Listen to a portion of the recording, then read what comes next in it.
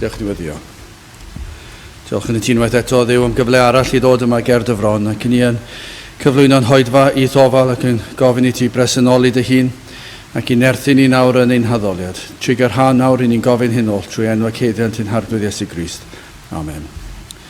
Gwnewch ni ddechrau drwy ganu'r emyn rhif 279, 279, hyfryd eiriau'r Iesu, bywyd ynddynt sydd. 279, gwn i sefyll i'w chanu.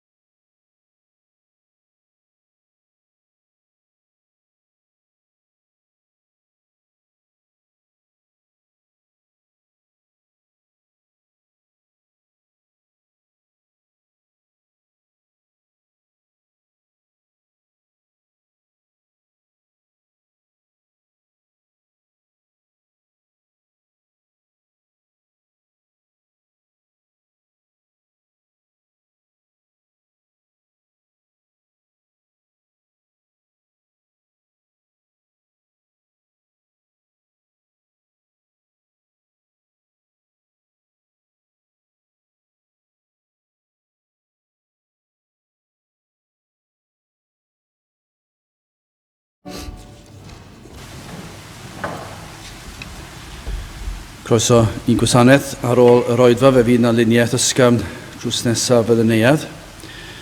Fe fydd ein cwrdd-gweddi misol sy'n cael ei chynnal ar y drydedd nos Iau o bob mis yn cael ei chynnal nos Iau yma am hanner awr wedi 7 yn y neuad. Felly cwrdd-gweddi misol drydedd nos Iau Ebrill 21. Oedfa nesaf pnawn Sul am hanner awr wedi 3. Wrth ni gymryd y casgliad, gyn i ganu tra'r un heistedd emyn i 484. 484.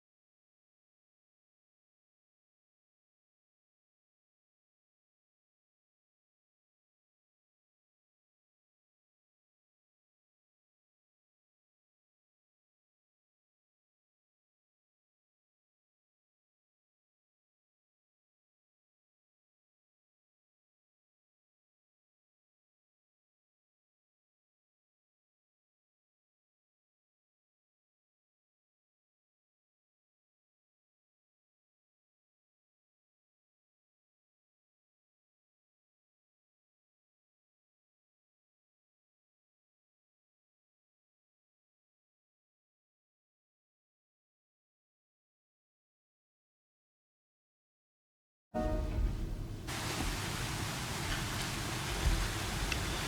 o'n darlleniad o lyfr Eseia. Eseia pennod 62.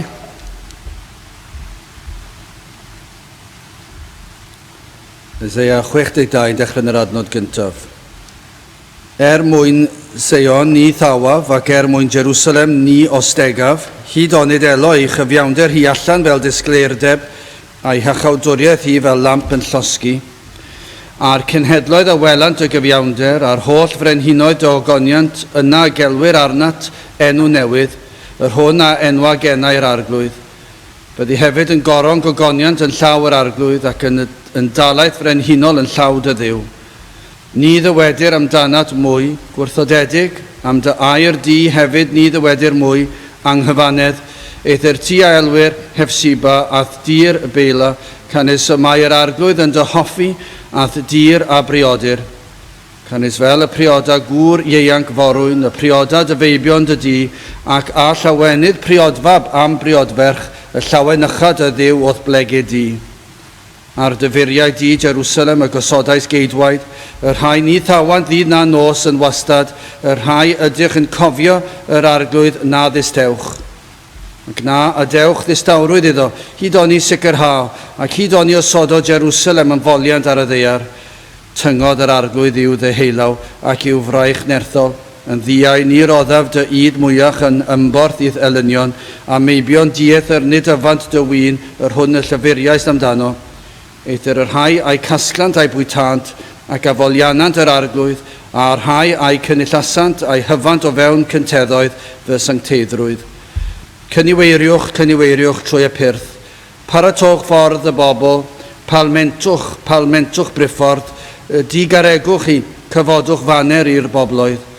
Wele'r arglwydd ac gyhoeddodd hyd eithaf y ddeiar, dywedwch wrth ferch Sion, weled y iachawdwriaeth yn dyfod, wele i gyflog gyda gef, a'i waith o'i flaen. Galwant hwynt hefyd yn bobl sanctaidd, yn waredigion yr arglwydd, tithau a elwyr, yr hon a geisiwyd, dinas nis gwrthodwyd. Bydde bendit Duw ar ei air sanctaidd Dduw. Gydewch ni nawr droi at ein harglwydd mewn gweddi. Diolch yn ei ti unwaith eto o Dduw am gyfle i ddod yma ger dyfron ac i ddod a'n diolchiadau, ein deisyfiadau, ein moliant ger dyfron ac i ni yn gweddio bydd yr hyn i ni yn ei wneud, ein haddoliad y bydd yn dwy'n clod i ti ac yn dy blesio. O Dduw ni yn falch i'n bod yn gallu dod. Ein bod yn dod fel pechaduriaid sydd wedi ei maddau a'i golchi'n llwyr ac yn dod yn enw ac heiddiannau yr arglwydd Iesu Grist. Ac felly o Dduw yn llawenhau o'r newydd am ffordd iachawdwriaeth. O Dduw yn ddyddiol i ni yn diolch i ti am dy fendithion tuag atom, am iachawdwriaeth, am heddwch a Duw, am fywyd tragwyddo. Ond o Dduw i ni yn llawenhau hefyd ein bod yn cael y cyfle o sil i sil ac yn ystod yr wythnos hefyd i ymgynnull gyda'n gilydd i dod â'n mawl a'n diolchiadau ger dyfron. Ac felly o Dduw wrth i ni ymgynnull yma gyda'n gilydd, wrth i ni geisio dyrchafu dy enw di, wrth i ni gyd ganu, wrth i ni gyd weddio, wrth i ni gyd ddarllen ac i ni dy addoli di trwy pregethiad y gair. I ni yn gweddio Dduw y bydde di yn agosau atom ni, ac y bydde di yn nerthu ac yn bendithio'n haddoliad a'n gwasanaeth yn llwyr. Y bydde di yn dod ac yn cyffwrdd a'n heneidiau yn unol a'n sefyllfa. O Dduw i ni yn gwybod ein bod yn gallu dod yma gyda llawer un mewn amryw cyfyngiadau ac anhawsterau ac problemau sydd yn dod ar ein traws o ddydd i ddydd ac o wythnos i wythnos. Ac yma'r un drwg yn gallu pentyrru gymaint o broblemau ac yn dod ac ofnau ar ein traws ni. Ac felly o Dduw i ni yn gweddio, bydde di yn cyffwrdd a phob yr un ohonom, a bydde di yn argyhoeddi lle mae hynny'n angen rheidio, a bydde di yn calanogi o Dduw lle mae hynny o'i hangen.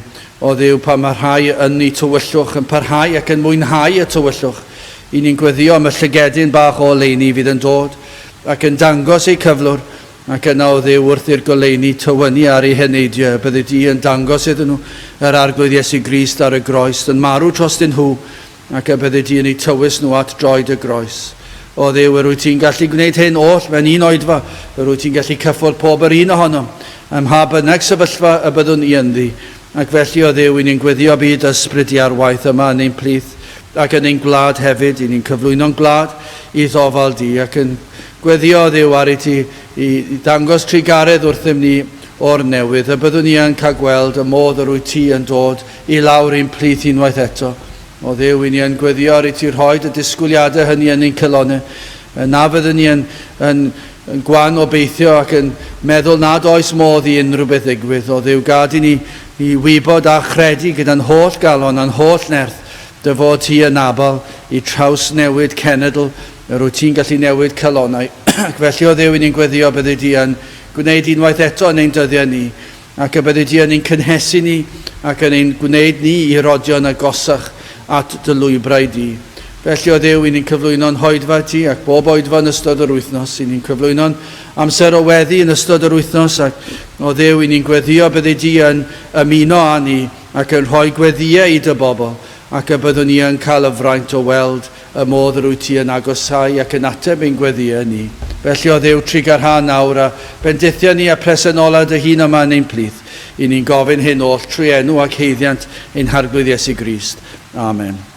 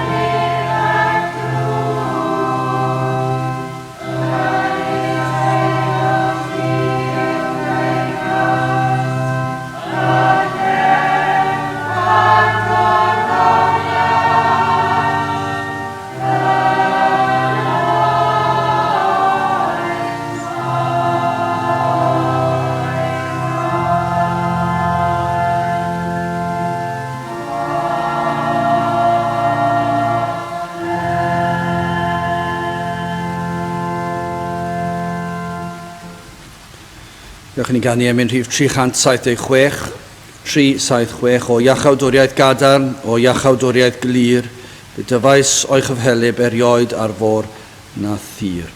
376 gen i sefyll i'w chanu.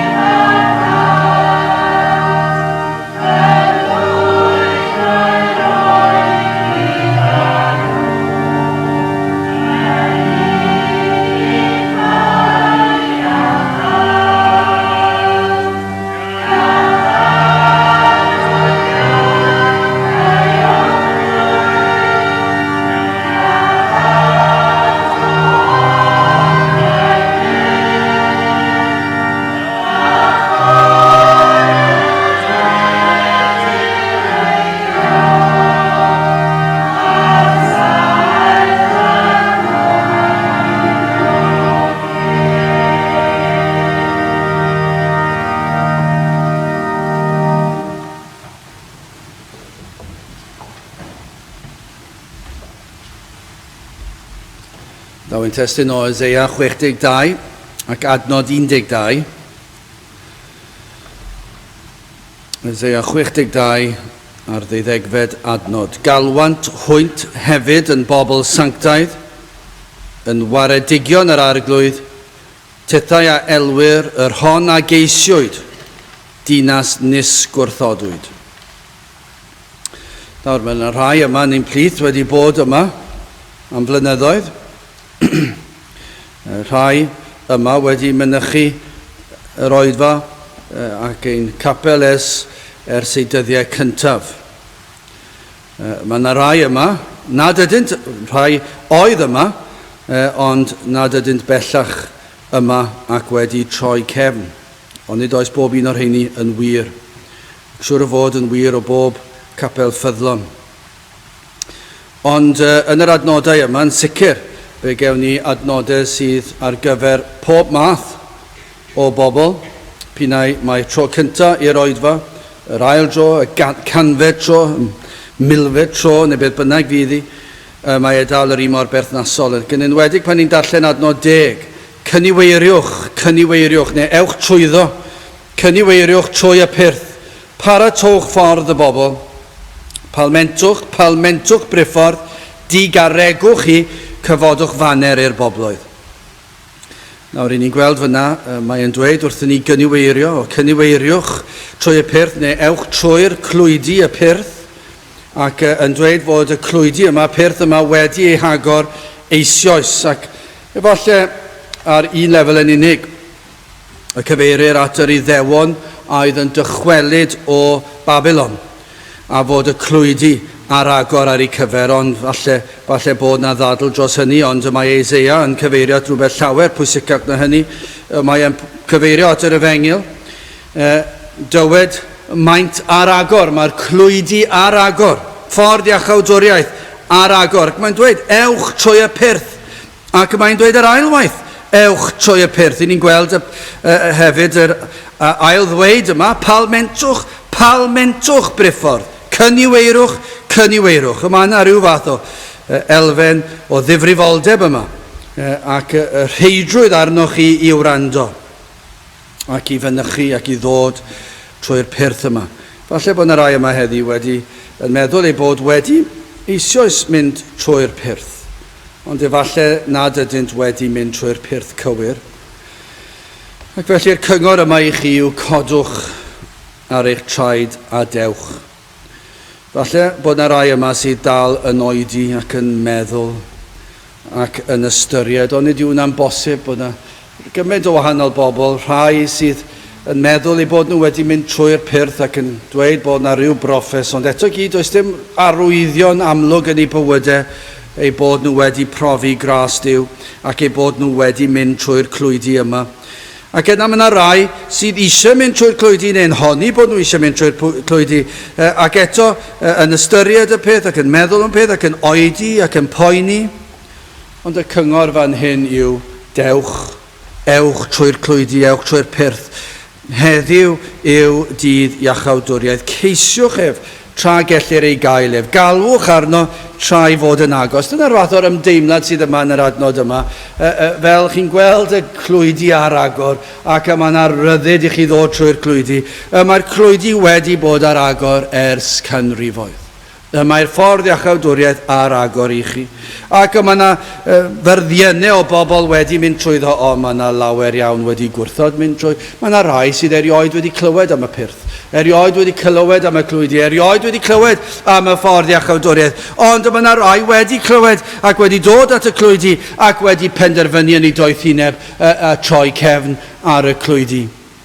Ond falle bod yna rhai yma. Dyma yw'r gobeith o leia, dydych chi ddim eto wedi llwyr troi cefn ar y clwydi. Dwi ddim yn gwybod petai ni yn broffwyd, mi fyddwn ni'n gallu proffwydo sawl sil sydd ar ôl cyn bydd rhai o'ch chi yn cael clwydi eich hunan.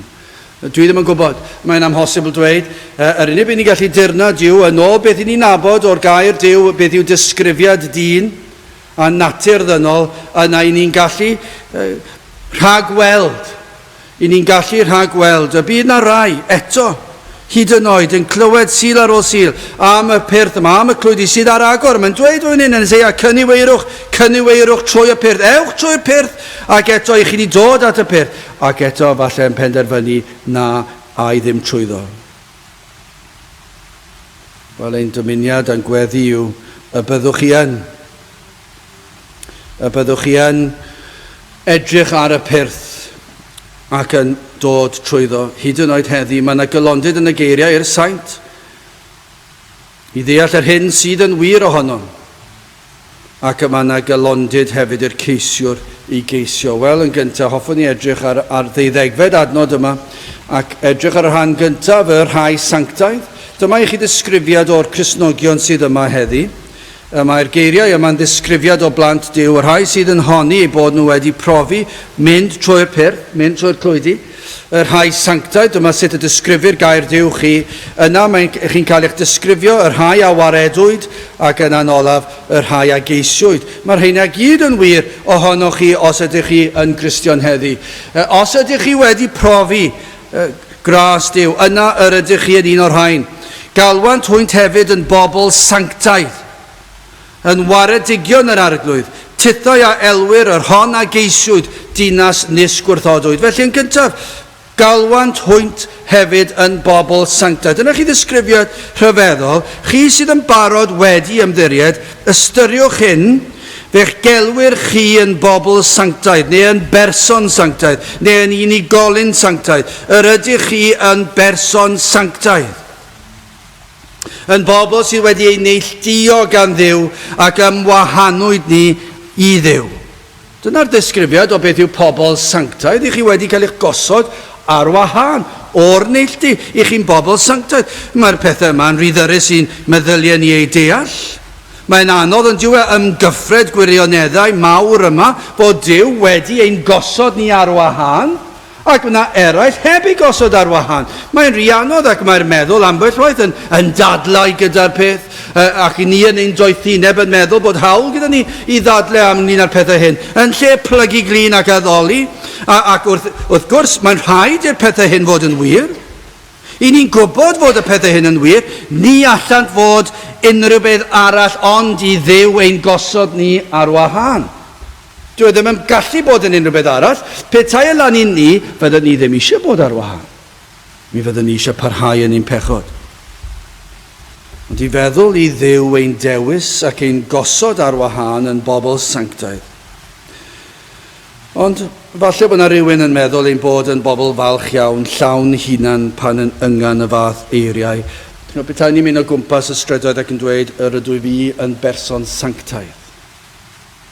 Mi fydd y pobl yn edrych arnoch chi'n hirt ac yn meddwl dyna chi berson balch ac yn sicr chi petai pobl nawr yn gwrando ac ydw i'n sicr o hyn. Dydw i ddim yn gwybod pwy yw'r pobl sydd yn gwrando ar y we, ond mae'r rhaid bod yna rhai sydd ddim yn gwrando o ran addoliad, ond sydd eisiau gwrando o ran darganfod rhywbeth i feirniadu. Byswn ni'n tybio bod hynna'n wir, ond i ni'n gweddio bod y mwyafrif llethol ohonyn nhw yn dod i addoli ac i geisio. Ond wrth feddwl am oedfa fel hon, beth o'n ni yn dweud, yr wyf yn berson sanctaidd, dyna ni, bydden nhw'n falch iawn i feddwl, dyna chi falch, peidwch a gwrando ar heini, dyma chi bobl sy'n mynd o gwmpas y lle yn dweud pethau hirt, ond dyna be mae Duw yn ei ddweud amdano ni, yr ydyn ni yn bobl sanctaidd. Ydych chi'n cytuno gyda'r disgrifiad hynny, ein bod ni yn bobl sanctaidd. Ydych chi yn berson sanctaidd?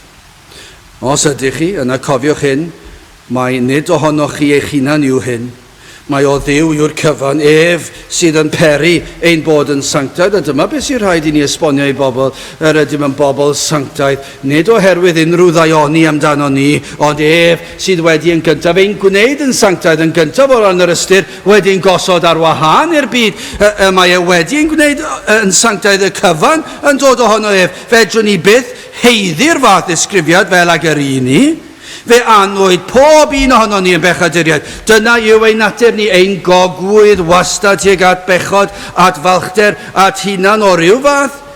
Hyd yn oed pan ni'n helpu pobl eraill, ond ydyw'n wir, falle bod ni'n mynd heb rhywbeth i ni'n hunan. Ac mae rhywun arall yn elwa oherwydd hynny. I ni'n mynd heb arian, i ni'n mynd heb amser, i ni'n mynd heb rhywbeth neu gilydd, ond y tu cefn y cyfan, i ni yn wastad yn darganfod hunan a balchder. Ond nid yw hwnna'n wir. Petai pobl yn onest ac yn gofyn i Dduw i helpu nhw weld yr hyn sydd yn wir, i ni mor aml yn gwneud pethau mwyn i bobl eraill cael clywed. Pryn yw'r adegau lle byddwn ni yn neud rhywbeth ac yn fwy na pharod i neb byth wybod am y pethau ni wedi wneud. Faint ohono ni fydd yn fodlon mynd trwy'n bywyd yn llwyr a neb yn gwybod dim byd o'r daioni ni wedi wneud. Rhywsut neu gilydd ni'n gadael i bobl i wybod, ac mae Cristnogion, o'r rhai sy'n honni bod yn Cristnogion, yn gadael mewn drwy dweud, jyst fy mater o weddi chi weddi amdano, ac maen nhw'n llwyddo dweud y cyfan, yr holl bethau da ni wedi llwyddo wneud. Dyna i chi felchder, y mae yn dod i fewn, dyna natur ni. Fedrwn ni byth bodloni Duw y Tad. Creuwyd ni ogoneddu Duw a'i fwynhau am byth, ond fedrwn ni ddim. Fedrwn ni ddim ei ogoneddu oherwydd ein pechod ni. Fedrwn ni ddim mwynhau i gwmni gan mae gelynion ydyn ni. Ond ni alwyd ni yn bobl sanctaidd oherwydd beth i ni. Dyna beth sy'n bwysig fan hyn. Os i ni'n Gristnogion fan hyn heddi, i ni yn bobl sanctaidd, ond nid oherwydd ni. Neu'r hyn a wnawn, galwyd ni yn hyn oherwydd yr hyn a wnaeth Duw anfonodd ei fab yr arglwydd Iesu Grist. Fe ddath Crist ac fe wnaeth e fyw bywyd perffaith yn ein lle. Ni'n gwybod hynny. Fe wnaeth hyn oedd yn amhosibl i ni. Fe gyflawnodd e holl ofynion y tad. Roedd yn bir ym mhob agwedd. Ystyriwch roedd yn bir ym mhob agwedd o'i fywyd. O'i enedigeth roedd yn bir. Roedd ei enedigeth yn sanctaidd ac yn lan ac yn berffaith. Yn ei blentyndod. Petai mwy o wybodaeth yn ni, ni'n digon gyda ni, ond petai mwy o wybodaeth yn ni, mi fyddwn ni'n gallu edrych ar ei blentyndod a'i fod yn gwbl berffaith. Yn ei arddegau. Bydde fe ddim wedi tyfu fyny fel y plant yn ei harddegau nawr, yn mynd trwy'r pethau yma ac yn gwerthryfela yn erbyn rhieni. Dim byd o'r fath. Mi fydde fe wedi bod yn ifydd, yn llwyr, i'w dad ac i'w dad daearol. Yna ni weinidogaeth yn gwbl berffaith, yn ei eiriau, yn ei wirthiau, yn y ffordd yr oedd yn ymateb i welynion mae'n gwbl berffaith, mae'n gadarn i'r rhai, mae'n llawn tysturi eraill. Mae'r cyfan yn berffaith. Ac be nath e? Fe wnaeth e hyn oll ein mwyn ni. Ac mae e'n rhoi yr holl beth yna, yr holl eiriau, yr holl weithredoedd, yr holl ymatebion, y cyfan amdano, mae e'n rhoi yr holl gyfiawnder yna, ac mae'n rhoi ei gyfiawnder i'w blant. Ei byrdeb, ei sancteiddrwydd i'r sawl a ddaw ato yn edifeiriol. Chi sydd yn honni eich bod yn Gristnogion, mi fyddwch chi'n gallu tystio i'r ffaith eich bod chi wedi dod at yr arglwydd Iesu Grist, yn edifarhau o'ch pechod ac yn cyffesu eich pechod a'ch methiant i gadw ei air ac yna be ddigwyddodd. Mae'n rhoi ei berffeithrwydd, ei gyfiawnder, ei sancteiddrwydd i chi. Rhodda ei glogyn o'i berffeithrwydd yn llwyr i ni, sydd yn gorchuddio popeth.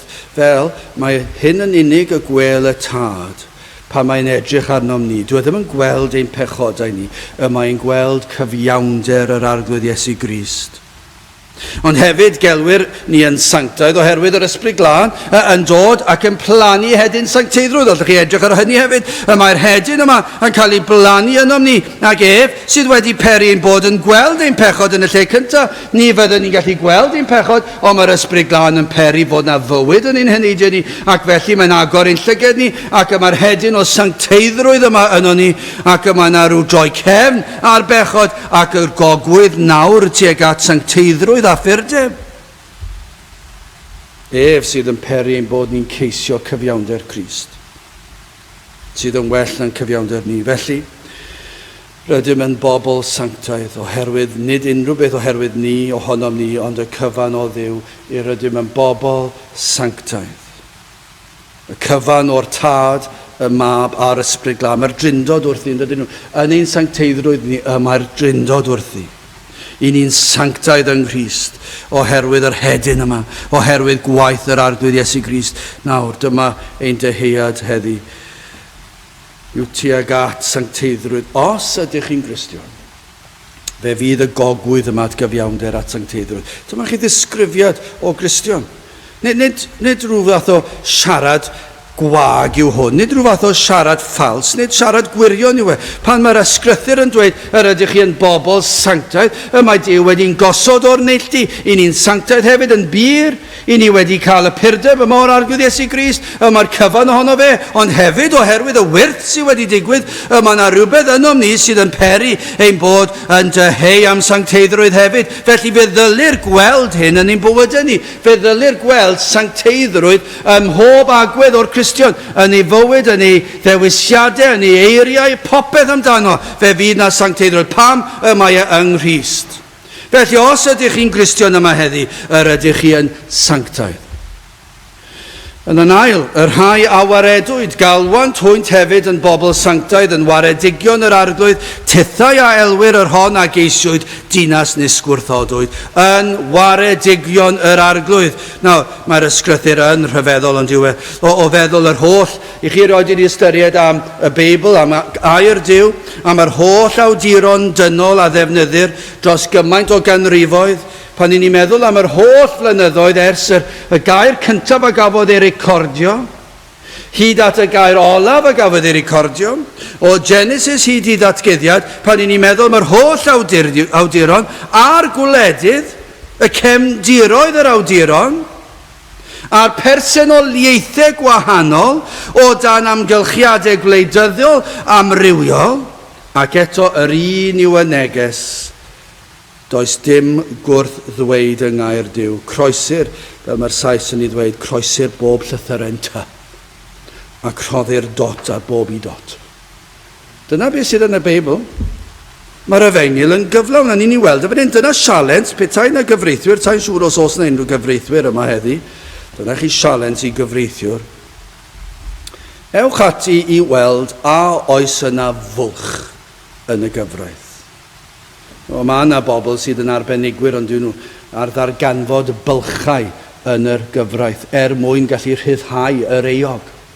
Ac felly maen nhw'n chwilio am ffordd o ddehongli'r gyfraith mwyn rhyddhau yr heini dylse cael eu cosbi. Ond oherwydd y bwlch sydd yn y gyfraith, maen nhw'n llwyddo cael pobl i cael bywyd o ryddid a peidio mynd i'r carchar. Felly dyna chi sialens. Mae yna fylchau yn y gyfraith wlad, ond ewch ati i weld a oes na fwlch yng nghyfraith yr arglwydd yng ngair Duw. A yw Duw wedi gael rhywbeth allan, a yw wedi anghofio rhywbeth, ac felly sydd yn peri fod modd osgoi. Wrth gwrs, mwyn arbed amser i chi, nid oes un bwlch yng ngair Duw. Does neb erioed wedi ffeindio bwlch yng ngair Duw. Mae'r cyfan yn gywir ac mae'r cyfan yn ei le. Nid yn unig bodlonwyd safonau Duw gan ei fab yr arglwydd Iesu Grist. Mae Duw yn gyfiawn, mae'n berffaith, a rhaid cael cyfiawnder, ond mae'r Iesu wedi byw bywyd perffaith yn ein lle ni. Mae o wedi cyflawni'r ddeddf yn llwyr, ac yw ein cynrychiolydd ni, mae'n gallu'n cynrychioli ni, ond hefyd fe dalodd Iesu Grist y pris yn llawn am ein rhyddid ni. I ni'n gweld rhyfeddod fan hyn, does dim bwlch yn y gyfraith, mae'r rhaid dweud rhaid cael cosb, oes rhaid cael cosb, ond mae'r arglwydd Iesu Grist wedi talu'r pris. Mae Duw wedi bod yn gyfiawn, mae wedi cosbi ei fab. Sydd wedi peri bod y clwydi, y pyrth yma, y gatia yma, a'r agor yn y lle cyntaf. Oherwydd ein pechod, does dim modd i ni fwynhau cymdeithas a Duw. Does dim modd i ni geisio, does dim modd i ni gyrraedd y safon, ond wedi clywed bod Iesu Grist wedi cyflawni'r ddeddf yn ein lle. Mae'n anhygoel, ond beth am yr rheidrwydd y tad i fod yn gyfreithlon ym mhob peth aw na? Nid yw yn gallu bod yn anghyfiawn.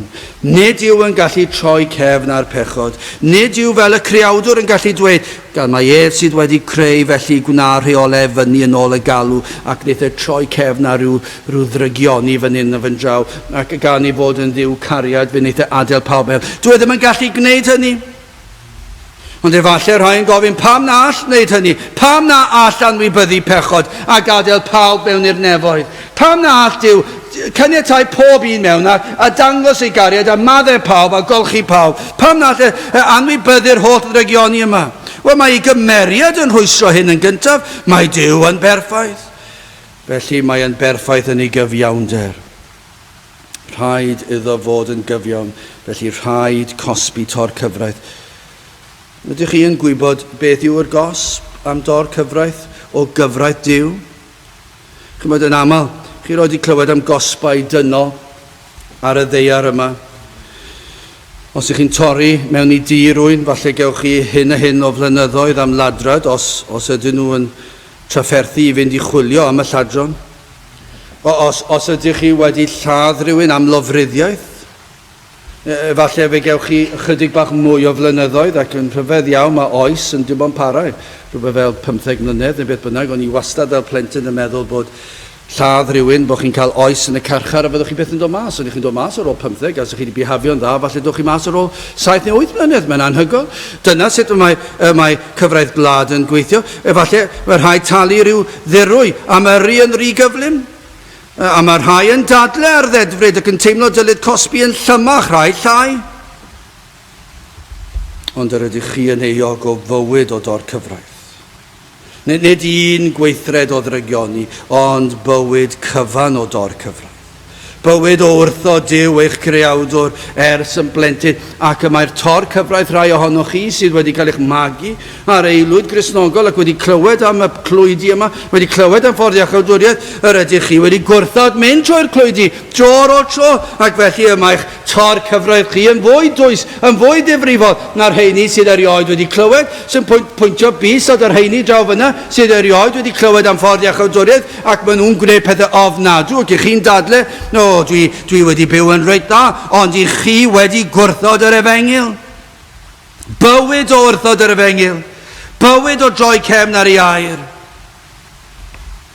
Bywyd o fyw i'r hunan a pheidio byw i ogoneddu Duw eich creawdwr a mwynhau ei gwmnïaeth. Nid yn unig hyn ydyn yn euog o rwystro eraill rhag fynd trwy'r pyrth. Ond nid yw hwnna'n wir o rai. Maen nhw'n euog o rwystro eraill rhag mynd trwy'r pyrth. Ond oherwydd perffeithrwydd y tad, rhaid oedd iddo gosbi, a hyn am dragwyddoldeb, amhosibl ydyw i ni dalu'r pris. Dyw e ddim yn bosibl i ni dalu'r pris am ein rhyddhau o gaethiwed y gyfraith, am ein rhyddid ni. Mae amhosibl i ni wneud unrhyw beth am y peth, ond dyma pam y gelwyr ni yn waredigion yr arglwydd. Dyma be mae Isaiah yn dweud, i ni'n bobl sanctaidd, ond os ych chi'n Gristion yma heddi, yr ydych yn waredigion yr arglwydd, mae Iesu Grist wedi talu'r pris. Y pris sydd yn ein rhyddhau o grafangau yr un drwg, sydd yn ein rhyddhau o afael pechod, sydd yn talu'r pris trwy farw ar y groes, yno cymerodd ein cosb yn ein lle. Tywalltodd y tad iddi gofaint ar ei fab yn lle ar ni. Yno llifodd ei waed ar y groes. Yno mae'n dangos iddo ddioddef yn ein lle ni. Yr emyn fyddwn ni'n canu mewn ychydig o amser. Cael trefn i faddau pechod yn yr iawn. Mae iachawdwriaeth barod yn yr iawn. Mae'r ddeddf o dan ei choron, cyfiawnder yn dweud digon, a'r tad yn gweiddi bodlon yn yr iawn, a diolch byth Meddseon am yr iawn. A ydych chi'n gallu uniaethu ar y mynydd wrth iddo fe ddweud y pethau hyn. Yr ydych chi yn bobl sanctaeth, yr ydych chi yn waredigion yr arglwydd. Mae'r iawn wedi talu'r holl bris, mae wedi marw ar y groes, mae wedi cymryd y gosb. Nid yn unig mae'n rhoi ei gyfiawnder i ni, ond mae'n cymryd y gosb i ffwrdd ohono ni. Mae'r cyfan yn dod o Grist. Dim syndod bod ar y mynydd dweud, diolch byth Meddseon am yr iawn. Bydde dim gobeith arall. Dyna chi fraint os ych chi'n Gristion yma heddi. I chi'n sanctaidd. I chi'n un o waredigion yr arglwydd, ond gwrandewch ar hyn.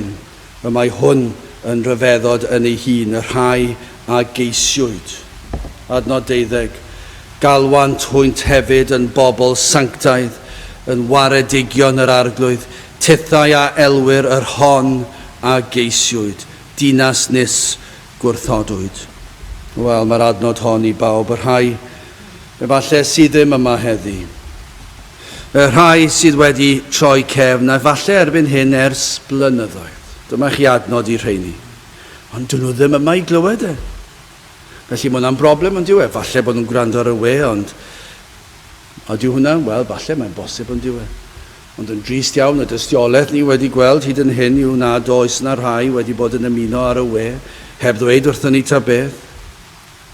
Maen nhw wedi troi cefn, y blwyddyn yn mynd yn ddwy, y dwy yn mynd yn dair, Mae 3 blynedd ar amser hir ac yna 4, 5. Cyn i chi droi o amgylch fydd na 10 wedi mynd. Fyddan nhw wedi troi cefn. Fydd blynyddoedd wedi mynd ac yna fydd 10 yn troi yn 20 ac yn troi yn 30 mlynedd. I ni'n nabod pobl yn dydyn ni sydd wedi bod yma yn ein plith ni 20 mlynedd yn ôl. Sydd ddim yma bellach, sydd yng nghanol y byd, sydd yn ei gwaith falle wedi dringo'r ysgol, swydd fach dda, digon o arian, teulu falle, a'i plant. Dyma beth sy'n wastad yn drist. Ni'n gweld hyn o dro i dro, dydyn ni. Ni'n gweld falle rhywun sydd yn Gristion ac yna'r plant a'r wyrion. A chi'n gweld ôl y byd ar yr wyrion. Pam? Os y plant wedi troi cefn. Byddech chi beth yn dychmygu'r peth? Byddech chi beth yn dychmygu'r peth yn gweld y taid neu'r famgu? Byddech chi'n edrych yn nhw'n meddwl, dyma i chi rhywun sydd yn bobl sanctaidd yn waredigion yr rhai egeisiwyd. Drychwch ar nhw, ond mae plant. Ac yna i plant nhw, a chi'n gweld y drydydd, yr ail, y drydydd cenedlaeth, chi'n gweld nhw, maen nhw wedi mynd mor bell, ac mae arogl y byd arnyn nhw, ac mae caledwch ar y byd arnyn nhw, ac mae difaterwch y byd arnyn nhw. Dyn nhw ddim hyd yn oed yn gwybod, ac chi'n gweld nhw ambell yn dod mewn i ryw briodas neu angladd, a chi'n gweld, does dim syniad ganddyn nhw, ac mae golwg y byd arnyn nhw. Ac efallai roedden nhw, falle, i chi meddwl am y plant, ac falle blynyddoedd wedi mynd, ac bydden nhw'n gallu dweud, wel, dwi'n cofio dod i'r capel yn blant, yn blentyn. 30 mlynedd yn ôl. Cofio dod i'r cwr pobl ifanc. 40 mlynedd yn ôl. Yna lot sydd yn gallu dweud yna, ond mae'r blynyddoedd wedi hedfan. Falle bod yna rai sydd yma, ond sydd ymhell o Dduw, ond sydd yn gorfforol yma, ond i chi yr un mor bell a'r lleill. Wel, mae'r adnod yma ar eich cyfer chi hefyd. Y ceisio yma, y rhai a geisiwyd, yn ddisgrifiad o Dduw yn eich ceisio chi. Mae'n ddarlun anhygoel. Y rhai a geisiwyd, os ych chi'n Gristion, ydych chi'n un o'r rhain, y rhai a geisiwyd. Mae'n anhygoel meddwl i ni yn ein pechod, i Dduw ein ceisio ni. Ac mae'r ceisio yma yn fwy na chwilio arferol, fel y chwilio am wrthrych sydd wedi syrthio ar y llawr. Ych chi roed wedi cael hynny? Pan i chi wedi gollwng ceiniog efallai, neu pint, falle mae hwnna'n fwy perthnasol, pint wedi syrthio allan o'ch poced, ac chi'n mynd lawr a chi'n pigo fe lan. Ond yna falle tro nesaf chi'n gadael y gwmpo ar y llawr, ac mae'n rolio tipyn bach, ac chi yn gweld just draw fyna rownd y gornel, tu nôl ar esgyd, dyna ble mae chi'n pigo fe lan. Dyna chwilio, ond nid y chwilio sydd fan hyn. Mae'r chwilio yma fel un yn chwilio ym mhob man, pob twll a chornel. Meddyliwch chi am ryw werthfawr, ryw fodrwy gwerthfawr efallai. Efallai bod e wedi syrthio allan ar y lôn, ar y pafin. Ac y pafin mae yna gwter. A mae wedi mynd lawr y gwter. Dychmygwch y peth. A mae'n werthfawr, falle fodrwy dyweddio neu briod neu be bynnag. A mae wedi mynd lawr a chi eisiau cael yn ôl. O, chi'n pigo'r peth metel mawr a mae'n frwnt am eich bysedd chi'n fochyd. Ac yna'r darlun yw bod chi'n rhoi'ch llaw lawr i'r gwter. Ac mae lawr yn y rwle, ac i chi'n cael gwared ar y baw, chi'n gwybod beth yw'r holl fydreddi. Ond mae'r bydreddi a'r baw lawr yn y gwter am eich llaw chi'n, dim amser mynd i omenig, achos o'ch chi'n meddwl chi'n ofni bydd yna rhyw ddŵr yn iwthio fe i ffwrdd. Chi'n mynd lawr a chi'n gwythio fe, mae yna gerig yna, mae yna bryfed yna, pob math o bethau, ac chi'n mynd a chi'n pigo fel, a chi'n teimlo, nes bod chi'n ffeindio rhywbeth sy'n teimlo fel y fodrwy efallai. Ac yna chi'n dod o hyd o fe. Dyna'r darlun o yr rhai a geisiwyd. Dyna'r ceisio, y ceisio a darganfod. Dyna wnaed yw, mae e wedi'n ceisio tra yn ein bydreddi, tra yn ein pechodau, yn ein meddyliau tywyll, yn ein meddyliau drwg, yn ein meddyliau brwnt, tra yn ein balchder, yn ein gwrthodiad ohono. O, mae'n hyfryd meddwl am y rai sydd wedi'n gadael. Dyna chi gyffro. Mae'n anodd. O, mae'n anodd pa mae'r rhai anwyl i ni yn troi cefn ar air Duw. Ond ar y llaw arall, mae rhaid i ni atgoffa'n hunan. Rhai a geisiwyd. Dyna i chi her I ni feddwl, o mor drist yw yn ddyddiol pan ych chi'n deffro yn y bore a mae'ch calon chi'n torri oherwydd yr hau sydd wedi troi cefn ar air Duw ac mae e'n aros gyda chi trwy'r dydd rhyw ffordd neu gilydd ac mae e'n faich ar eich enaid chi ond yna mae chi'n atgoffa eich hunan ond mae Duw yn ceisio yr hau sydd yn blant iddo ac mae'n ceisio yma yng nghanol bydreddi'r byd. Dyna'r celondid. Os ydynt yn un o etholedig yna mae yn ei ceisio heddi. Mae gwyn anhygoel. Heddi, falle bod nhw'n neud rhywbeth arall. Falle bod nhw'n y dre. Falle bod nhw'n chwarae rygbi. Falle bod nhw'n chwarae pêl-droed. Falle bod nhw'n gwylio'r pêl-droed. Gemau mawr diwedd tymor. Falle na beth nhw'n neud. Falle bod nhw mewn rhyw glwb, rhyw dafarn. Falle mewn rhyw dafar yn sgrin fawr a'r sgôs I gyd yn dod lan ac mae'r diwedd tymor yn gyffroes. Falle dyna le maen nhw. Falle bod nhw mewn llefydd o anfoesoldeb. Falle bod nhw mewn rhyw cytrefi 30, 40 o flynyddoedd ers nhw fod mewn capel ac maen nhw'n gyffyrddus yn gwrando ar rhyw gerddoriaeth clasurol hyfryd a paned o goffi yn ei llaw, pnawn sil, cyffroes gatre, yn mwynhau ac yn ymlacio. Falle dyna ble maen nhw. Ond yr hyn mae gair Duw yn dweud, yr rhai a geisiwyd yng nghanol ei balchder, yng nghanol ei pechod, yng nghanol ei chwaraeon nhw, yng nghanol ei siopa nhw, mae Duw yn ei ceisio nhw, os yn etholedig. Hyd yn oed nawr, hyd yn oed os does dim golwg I ni ei bod nhw ag unrhyw ystyriaeth o air Duw. Os yw llaw Duw arnyn nhw, mae e'n mynd trwy'r bydreddi, mae'n cael gwared ar y baw a'r bryntni ac mae'n ymestyn allan yn ei ragluniaethau, mae e'n trefnu ei llwybrau. Dyna beth yw ceisio, mae Duw yn ei ragluniaethau yn trefnu llwybrau yr rhai yma. Mae'n dod â pobl ar ei traws. Mae'n dod ag anhawsterau ar ei traws. Mae'n dod ag ofnau ar ei traws. Mae'n dod â salwch ar ei traws. Mae'n dod â profedigaethau ar ei traws. Mae'n dod â swyddi ar ei traws. Diffyg swyddi ar ei traws. Diffyg arian, llawer o'r be bynnag yw e. Mae'n dod â pobl ar ei traws yn ei ragluniaethau ef yn yr holl broses o'i ceisio nhw. Cyniweiriwch trwy y pyrth. Ewch trwy'r pyrth. Ewch trwy y pyrth te. Paratowch ffordd y bobl, palmentwch briffor, digaregwch chi, cyfodwch faner y bobloedd. Mae'r iaith Gymraeg yn hyfryd yn diwedd. Dyna chi llon ceg, ond mae'n llon ceg pert. Mae clywed y geiriau mae'n cael ei ynganu, ond pan chi'n gwybod I hystyr nhw, mae hyd yn oed yn bertach. Paratowch, cyniweiriwch, palmentwch, digaregwch, cyfodwch. Dyna chi eiriau, dyna chi orchmynion. Mae'r ffordd wedi ei baratoi. Mae Iesu Grist wedi gwneud y cyfan yn barod. Dim ond dod ato sydd rhaid. Mae'r lôn wedi ei chodi yr holl ffordd i'r gat.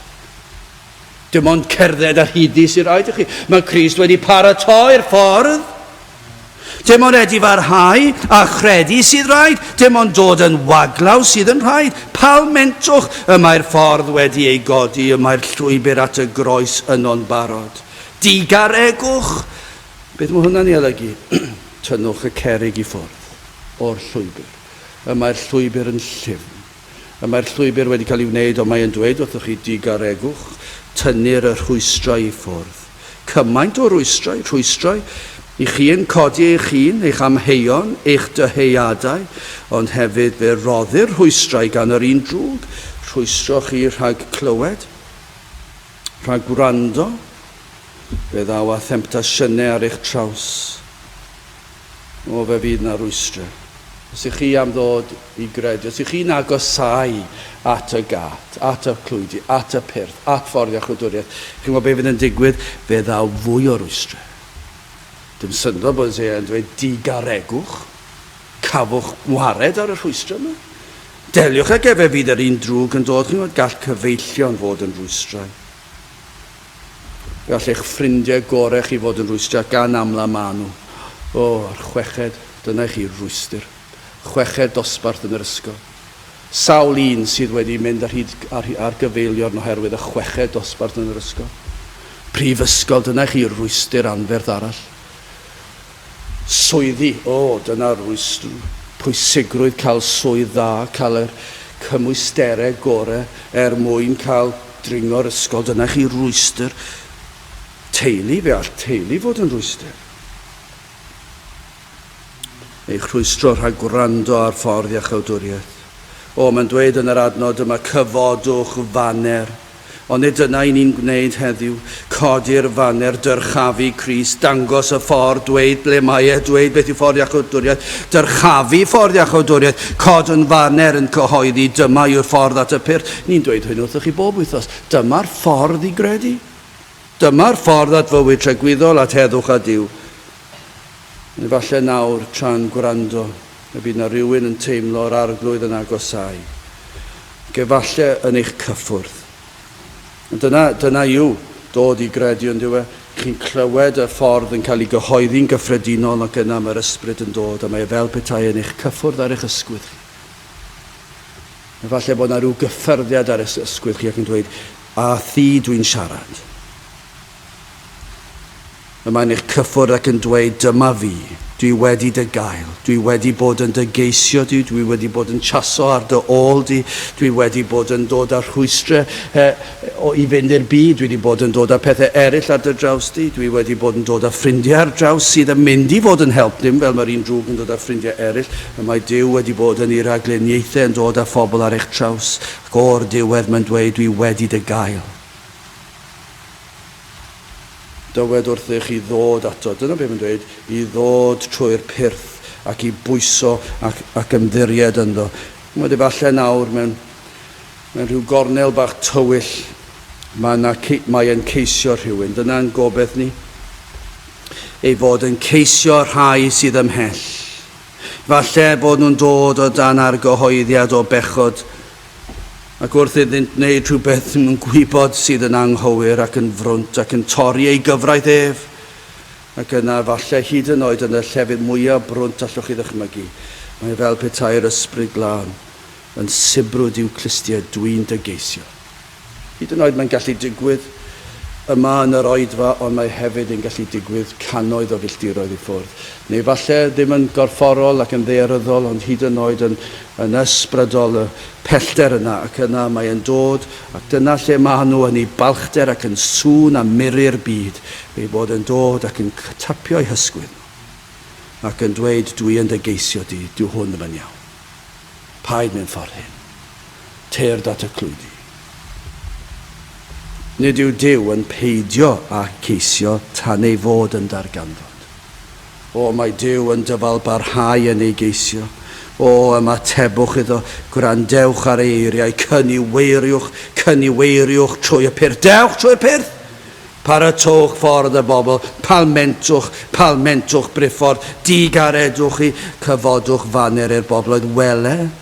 Yr arglwydd a gyhoeddodd hyd eithaf y ddaear, dywedwch wrth ferch Sion, wele dy iachawdwriaeth yn dyfod, wele ei gyflog ef a'i waith o'i flaen. Dyma Crist, mae wedi gwneud y cyfan. Ac yna, dyma be fydd yn digwydd fe fyddwch chi'n un o'r rhain. Galwant hwynt hefyd yn bobl sanctaidd. Pan i chi'n dod at Grist ac yn dod at ei groes ac yn derbyn y maddeuant a'r bywyd sydd ynddo ef, galwant hwynt yn bobl sanctaidd, yn waredigion yr arglwydd, tithau a elwyr, yr hon a geisiwyd.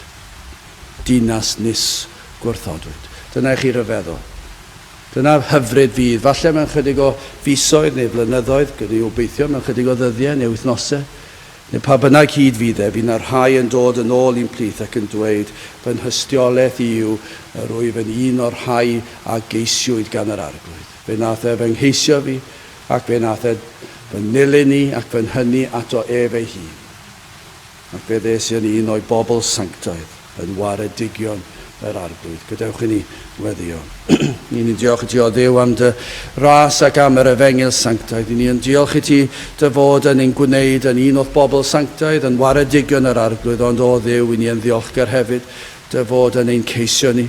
O Dduw, i ni yn gweddio bydd ysbryd i ar waith yn ceisio rhai heddiw hyd yn oed yma yn yr adeilad hon, ond hefyd ymhellach ac efallai yn tywyllwch y bydd na rai yn teimlo'r ysbryd glân yn ei cyffwrdd ac yn ei dwyn at y ti. Teir gweithio yn ein plith, i ni'n gofyn hyn o trwy enw ac heiddiant ein harglwydd Iesu Grist. Amen. Ydych chi'n orffen ein gwasanaeth. Drwy gannu'r emyn rhif 297. Caid trefn i faddau pechod yn yr iawn. 297, gewn ni sefyll i'w chanu.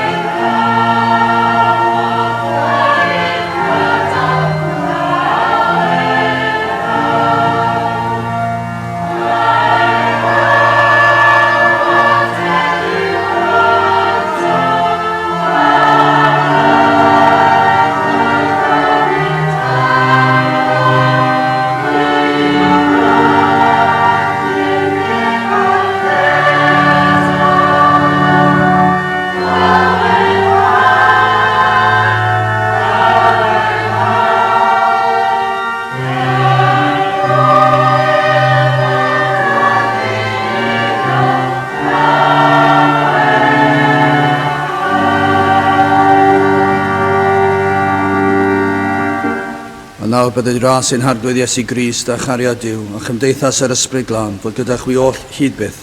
Amen.